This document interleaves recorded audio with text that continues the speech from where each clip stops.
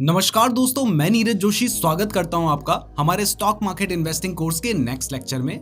पिछले लेक्चर में हमने सीखा कि किस तरीके से क्वार्टरली रिजल्ट्स को एनालाइज किया जाता है। तो अब हम नेक्स्ट 3 लेक्चर्स में फाइनेंशियल स्टेटमेंट्स को पढ़ना सीखेंगे। वैसे फाइनेंशियल स्टेटमेंट्स को लैंग्वेज ऑफ बिजनेस भी कहा जाता है, इसलिए अगर आप इसे समझ नहीं पाए तो आपका इन्वेस्टिंग का ज्ञान अधूरा रह जाएगा, इसलिए इसे सीखना बहुत ज्यादा जरूरी है। अब जैसे कि पिछले लेक्चर में भी हमने आपको बताया है कि फाइनेंशियल स्टेटमेंट्स में profit and loss statement, balance sheet और कैश फ्लो स्टेटमेंट आते हैं। तो आज के इस लेक्चर में हम प्रॉफिट एंड लॉस स्टेटमेंट को एनालाइज करेंगे और बाकी 2 स्टेटमेंट्स को हम अगले लेक्चर्स में एनालाइज करेंगे। तो दोस्तों, प्रॉफिट एंड लॉस स्टेटमेंट एक बिजनेस के पूरे फाइनेंशियल ईयर की परफॉर्मेंस को दिखाता है। यानी फाइनेंशियल ईयर 23 के प्रॉफिट एंड लॉस स्टेटमेंट में हमें 1 अप्रैल 2022 से लेके 31 मार्च 23 का बिजनेस परफॉर्मेंस मिलेगा। अब पिछले लेक्चर में हमने आपको यह भी बताया था कि एक फाइनेंशियल ईयर 4 क्वार्टर से बनता है, यानी प्रॉफिट एंड लॉस स्टेटमेंट में आपको 4 क्वार्टर्स की कलेक्टिव बिजनेस परफॉर्मेंस मिलती है। तो चलिए अब रिलायंस इंडस्ट्रीज के प्रॉफिट एंड लॉस स्टेटमेंट को एनालाइज करते हुए सीखते हैं कि P&L स्टेटमेंट को कैसे एनालाइज किया जाता है। तो अब आपको पता है कि अगर आपको कंपनी का P&L यानी प्रॉफिट एंड लॉस स्टेटमेंट देखना है तो आपको स्क्रीनर की वेबसाइट में जाना होगा। तो आ गए हैं हम स्क्रीनर की वेबसाइट में। यहाँ पर आपको रिलायंस इंडस्ट्रीज का नाम लिखकर सर्च करना होगा और उसके बाद ऊपर ही आपको प्रॉफिट एंड लॉस स्टेटमेंट दिखाई दे रहा है, तो आपको इस पर क्लिक करना है। तो ये है प्रॉफिट एंड लॉस स्टेटमेंट। बहुत सारे लोग इसको इनकम स्टेटमेंट भी बोलते हैं। तो यहाँ पर आप देख सकते हैं कि रिलायंस इंडस्ट्रीज के स्टैंड अलोन और कंसोलिडेटेड दोनों ही स्टेटमेंट्स स्क्रीनर पे अवेलेबल हैं। हम यहाँ कंसोलिडेटेड स्टेटमेंट को एनालाइज कर रहे हैं, लेकिन सेम इसी तरीके से आप दोनों स्टेटमेंट्स को देख सकते हैं। तो यहाँ पर आपको दिखाई दे रहा है कि फाइनेंशियल ईयर 23 में रिलायंस इंडस्ट्रीज ने 8,97,468 करोड़ की सेल्स किया है। अब सेल्स की साइड में प्लस का जो साइन है, जब आप इस पर क्लिक करेंगे तो आपको सेल्स ग्रोथ दिखेगा। इससे हमें पता चलता है कि कंपनी YOY यानी ईयर ऑन ईयर कितनी सेल्स ग्रो कर रही है। सेल्स और प्रॉफिट ग्रोथ के नंबर्स को CAGR की टर्म्स में एक्सप्रेस किया जाता है। यानी मान लीजिए अगर कंपनी पहले साल 100 रुपए की सेल्स करती है और हर साल आगे 10% के रेट से इसको इंक्रीज करती है, तो उसके अगले साल में उसकी जो सेल्स है वो 110 रुपीज होगी और नेक्स्ट ईयर में ये 120 नहीं बल्कि 121 रुपीज होगी, क्योंकि ये जो 10% होगा ये 110 रुपीज के रेट पर अप्लाई किया जाएगा। फिर उसके अगले साल 133 रुपीज होगा, उसके अगले साल 148 रुपीज होगा। यानी इसमें पिछले साल को बेस मान के सेल्स और प्रॉफिट ग्रोथ को एक्सप्रेस किया जाता है। दोस्तों, कंपाउंडिंग भी इसी तरीके से काम करती है। अब आप देख सकते हैं कि 8,97,468 करोड़ की सेल्स को अचीव करने के लिए रिलायंस ने 7,36,603 करोड़ का खर्च किया है, जो कि आप एक्सपेंस हेड में देख सकते हैं। इसमें कॉस्ट ऑफ गुड्स सोल्ड, जिसको शॉर्ट में COGS कहा जाता है, वो 67% था। अब यहाँ पर कहीं भी COGS दिखाई नहीं दे रहा है, तो इसको पता करने के लिए एक्सपेंस के साइड में जो प्लस का बटन है आपको इस पर क्लिक करना होगा। तो यहाँ पर आपको दिखाई दे रहा है कि जो मटेरियल कॉस्ट है वो 67% है और मैन्युफैक्चरिंग कॉस्ट 0% है। तो अगर इन दोनों को जोड़ देते हैं तो हमारा COGS निकल कर आ जाता है। तो इस टाइम पर क्योंकि हमारी जो मैन्युफैक्चरिंग कॉस्ट थी वो 0% थी, इसलिए इसका जो COGS है वो 67% ही निकल कर आया है। जबकि अगर फाइनेंशियल ईयर 22 में देखेंगे तो ये 72% था, क्योंकि उस टाइम पर मैन्युफैक्चरिंग कॉस्ट भी 4% थी। अब ये तो परसेंट की टर्म्स में है, तो अगर हमें रुपीस की टर्म्स में रिलायंस इंडस्ट्रीज का COGS निकालना हो तो हमें 7,36,603 का 67% निकालना होगा, जो होता है 4,93,524 करोड़। तो अब हम रिलायंस इंडस्ट्रीज का ग्रॉस प्रॉफिट भी निकाल सकते हैं। इसके लिए हमें इसकी सेल्स से COGS को माइनस करना होगा। तो 8,79,468 करोड़ से अगर 4,93,524 करोड़ को माइनस कर दें तो ये निकल कर आता है 3,85,944 करोड़। तो इस तरीके से हमें ग्रॉस प्रॉफिट मिल जाएगा। इसके बाद अगर ग्रॉस प्रॉफिट से सेलिंग एंड एडमिन एक्सपेंस को निकाल दें तो हमें ऑपरेटिंग प्रॉफिट मिल जाएगा। ऑपरेटिंग प्रॉफिट से हमें यह पता चलता है कि बिजनेस ऑपरेशनल लेवल पे कितना प्रॉफिट कमा रहा है। इसमें हम टैक्स को इग्नोर करते हैं और अगर कंपनी ने कोई लोन लिया है तो उसके इंटरेस्ट कॉस्ट को भी इसमें ऐड नहीं किया जाता है, यानी उसको भी इग्नोर किया जाता है।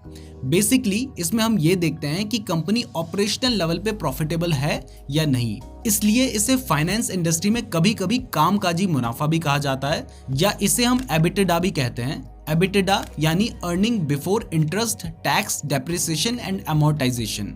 अब ग्रॉस प्रॉफिट कैसे निकालना है ये तो हमने आपको बता दिया है, क्योंकि ये फिगर आपको स्क्रीनर पे नहीं मिलेगा, लेकिन ऑपरेटिंग प्रॉफिट आपको जरूर दिख रहा होगा, जो कि इस केस में 1,42,865 करोड़ है। तो इसके बाद नेक्स्ट आता है ऑपरेटिंग प्रॉफिट मार्जिन या एबिटा मार्जिन। तो ऑपरेटिंग प्रॉफिट मार्जिन या ओपीएम का फॉर्मूला हमने आपको पहले भी बताया है, अगर आपको याद नहीं है तो फिर से बता देता हूं। तो ओपीएम का फॉर्मूला होता है sales minus expenses divided by sales, और क्योंकि हमें ये नंबर परसेंट की टर्म्स में चाहिए इसलिए मल्टीप्लाई बाय 100। वैसे ये भी आपको स्क्रीनर की वेबसाइट में दिखाई दे रहा है, जो कि 16% है। ओपीएम यानी ऑपरेटिंग प्रॉफिट मार्जिन से हमें यह पता चलता है कि कंपनी अपने टोटल कॉस्ट पे कितना प्रीमियम रख के सेल्स कर पाती है। यहाँ पर मैं आपको एक एडिशनल फैक्ट बता दूं कि जिन कंपनीज के पास कॉम्पिटिटिव एडवांटेज होता है उनका ओपीएम जनरली हाई रहता है। नेक्स्ट आता है अदर इनकम। इसमें वो सारी इनकम आती है जो कंपनी ने अपने कोर बिजनेस ऑपरेशन से नहीं कमाई है। अगर कंपनी अपना कोई प्लांट या मशीनरी सेल करती है या अपना लैंड सेल करती है तो वो अदर इनकम में आता है। इसके अलावा कंपनी का जितना कैश बैंक में पड़ा है उससे उसे जो इंटरेस्ट मिलता है वो भी अदर इनकम में आता है।